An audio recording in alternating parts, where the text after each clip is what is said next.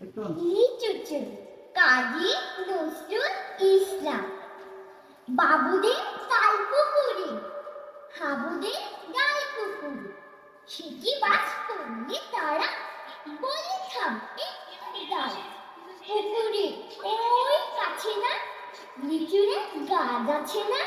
কোথানা আসতে গিয়ে ইয়া বড় কাস্তে নেই গাছে গিয়ে যে চড়েছি ছুটে ডাল ধরেছি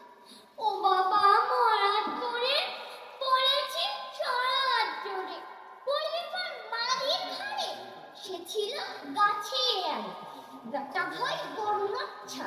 ধুমাধুম গোটা বাচ্চা দিল খুব কিলো খুশি একদম জোরসে খুশি।